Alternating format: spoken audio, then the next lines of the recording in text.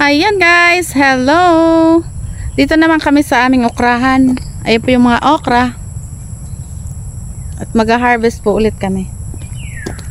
Marami pa siyang bulaklak. Sana po ay makatuloy yun ng ano. Pag po kasi naulan ng sobrang lakas, lagi po siyang natutuba o na hindi tumutuloy yung ating mga bulaklak ng okra. Kaya po pagka sobrang ulan, ayaw din po ng tanim natin na okra. Yan guys, sariwan-sariwa ang ating kamote, malago. Yan naman po ang susunod na pupunta sa kalsada. Palibasa. Ayan guys, may bayabas din may merienda tayo. Ayan. Kinain ng kabag. Ito ito guys, ayan, makakakuha tayo ng bayabas. Ito ayan, ayan guys, ang bayabas. Manguha tayo din ng bayabas. Ayun pa, hindi ko makukuha. Saan? May Ayan, dalawa. taas. May taas. Teka lang. Mabuti mo na lang. Hawakan ko. Ayun. Ay rin na, malaki. Wait lang. Ito. Nangunguha ng bayabas ang mga person. Ayan. Kalalaki. Wait lang. Eri pa ang bayabas. Ayan po, kalalaki. Inunahan na tayo ng kabag. Din sa baba, mas malalaki yung nalaglag. Ang kabila naman. Ay, papanguhanin din. Ayan. Ito guys, nakakuha tayo ng ilang piraso. Medyo malalaki. Yan, kunin yung kinain ng kabag. Yan, kinain ng kabag. Ere po, tingnan nyo, binahagihan tayo. Kumain yung mga kabag. At din po sa baba, tingnan nyo, ganun po yung mga nalaglag. Ayan. Ayun. Sarap pati ang bayabas nito. Ito po ay kulay pula ang malasa, matamis. Ayan, ang dami po niyang bunga lagi. Lagi po ako nakakapanguha dyan. Sarap ang bayabas nito. At tayo naman ay manguha ng okra. Okra po ang ating, habang nanguha tayo ng okra, hindi tayo po yung makakakain ng bayabas. Yan po ang ating mga okrahan. Ayan po. Natuyo na po yung dating ating inalis diyan para binawasan natin yung mga dahon. Ayan po. Ayan ang mga okrahan natin. Ang ima po ay ganire, baliko. Bayabas.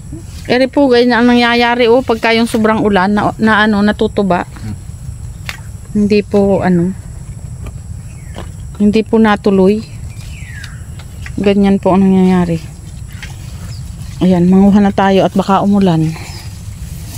Si daddy ang manguha kasi kinakater po namin para maganda ang bawas ng dahon.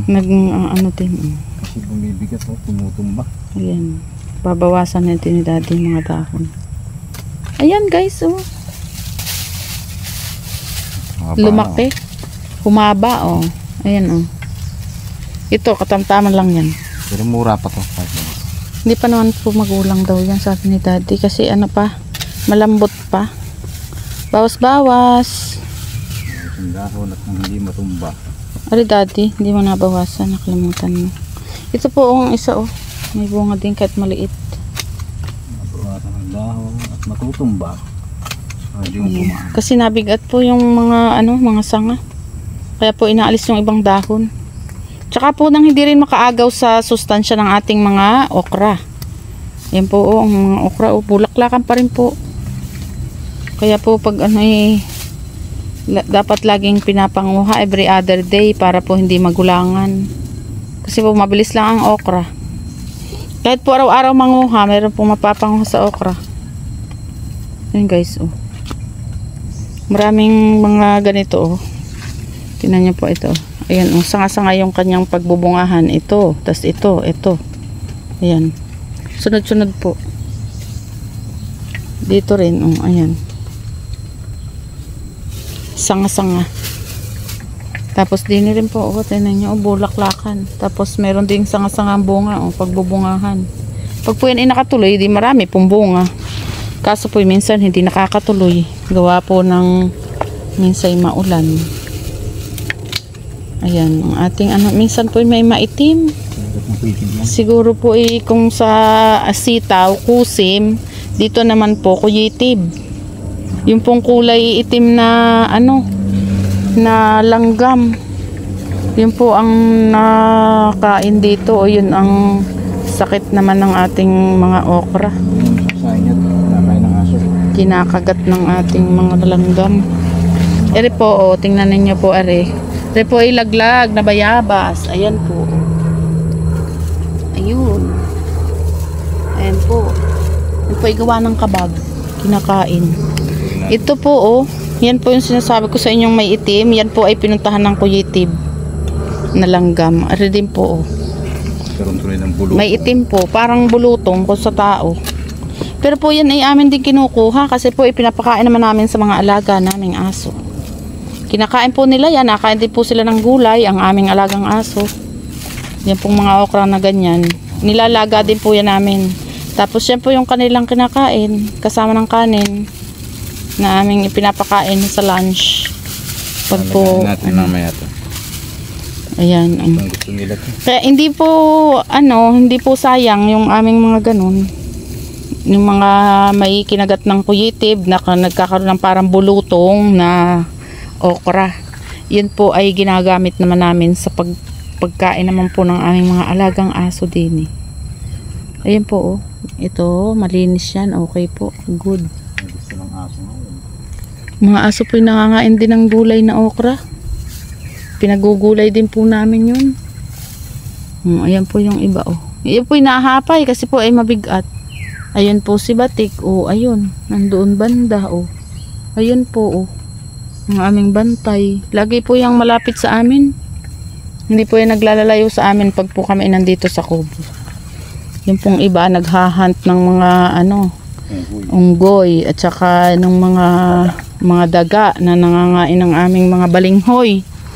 Yung pong mga yun ang aming mga kalaban naman sa aming mga balinghoy. Yung po kasi ang nakain. Nung last year po nagtanim kami ng ng mais. Pagkakuha po namin ni Daddy ng isang kuha, hindi na po kami nakakuha uli kasi po nakita ng unggoy. Sila na po ang namitas. Kaya ngayon pong taong ito, hindi na po kami ni Daddy nagtanim ng mais. Kasi po natututuhan na nila ay hindi na po kami titirahan pagka ganun. Kaya po hindi na lang nagtanim. Bawas dahon para hindi bumigat. Ayan po.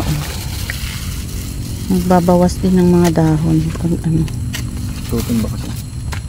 Pag maulan. Pag po sobrang ulan, yung mga dahon po ay na yung or nayuko, naubos po ang po yung tanim natin na okra, nahilig o nahapay.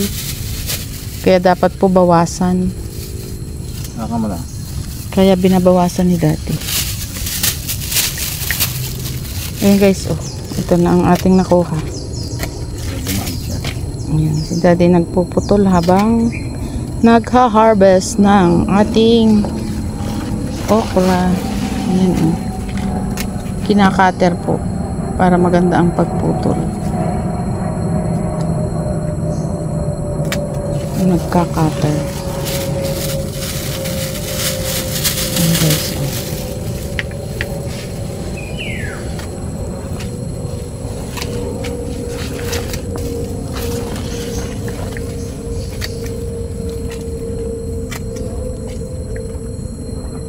ito pa guys, ayan may mga bunga dyan ayan ang ating mga papanguhanin pa papunta dun, ayun ayan, pag ganun marami po ngayong mapupuno po natin ito, baka po labis pa. Ayan guys, Hindi pa kasi dyan. makakabenta po tayo ng okra, pwede po tayo magbenta mamaya okra. Ayan masarap po ito. Pwede lang pong pa-blanch ang ating okra. Ayan guys, ang ating okra. Puno po natin yan, sure. Kasi marami pa pong papanguhanin. Mga ngalahati pa lang po kami. Wala pa. Hindi pa kami nangalahati sa ating panguha. Ayan guys, Ito pong okra, pag sumaksang, pag ganito pong dapat panguhanin lagi pag namumunga na. Pag po hindi pinapanguha, siya po ay hindi na masyadong nagbubunga. Pag po siya ay nagulangan, kaya dapat po huwag pagugulangan ang okra. At dapat din po binabawasan yung mga sanga. Kasi kung hindi po yan babawasan, Dahon. ay isa nga, dahon pala po yan, dahon. Sorry po. Dahon lang pala, walang sanga ang okra. Ayan po. Ayan. At ang sanga ng okra ay nabunga pa rin. Ang dahon po ay nakakasagabal sa kanilang pagbunga. At saka po, pagka umuulan nga po hindi maganda ang nangyayari. Nahapay or nahilig ng ating okrahan. Kaya po hindi dapat pinapalago ng sobrang lago. Ito rin po, ito ay another gulay. Ito po ang tawag dito ay saluyot. Sa amin po sa Batangas, ang tawag niyan ay pasaw. Yan po ay masarap din. Ang iba po ay sinasama yan sa labong. Ito. Saluyot yan. Ang tawag po dito ay saluyot. Sa amin po ay ang tawag sa Batangas ay pasaw. Hindi po saluyot, pasaw. Ere po ang sanga. Ayan. Iba naman yung dahon. Yan po ay meron ding bubungahan ang sanga. Ito po ay dahon lang ang inaalis, ibinabawas. Yan po meron na kasunod agad siya Kaya po sa sunod na araw dapat ay kukuha. Dapat po ay mas malimit ang pangunguha ng okra. Pag po namumunga ang okra, malimit po yung magha-harvest. Every other day po may maha-harvest. Pwede pong everyday. Ayan Humaba na po yan. At tinan nyo po rin isang ari kahaba Ayan. Pero yan po ay hindi pa magulang. Ano pa po yan? Good pa. Pwede pa po yan. Ayan Bulaklakan po Ayan. Lalo na po kung mainit. Mas gusto po nila ang mainit. Ang okra. Ayan guys Yun naman pong mga pumepeste sa ating mga tanim na sitaw. Gusto naman po tag-ulan para po kinakain nila ng kinakain yung mga sa sitaw. Dumadami sila. Ayan guys, mapupuno na. Kalahati pa lang. Nangangalahati pa lang tayo. Ayan guys. Ayan pa yung papanguhanin natin. Ayan guys, magsalin muna tayo at papanguha tayo ulit ng okra. Mamaya ko ulit pakita sa inyo ang lahat ng panguha nating okra. Baka po umulan na. Manguha na po kami. Ayan guys, ito na yung aming napitas na mga okra. Merong sobrang hahaba na po Pero yan naman po ay malutong pa ito. Kaya yan po ay hindi pa magulang. Ayan guys Ito mahaba ang iba. Kasi nakailang araw po kami hindi namin yan napuntahan. Kaya po ganyan. Ayan guys Yan na yung lahat naming napanguha. Isang plastic po yung mga 5 kilong plastic. Ayan po karami ang kanyang napanguha. At meron din po kaming 3 piraso nito maliliit, cute na ang palaya. Ayan guys ang ating okra. Ayan po. Salamat sa laging panonood. Bye bye.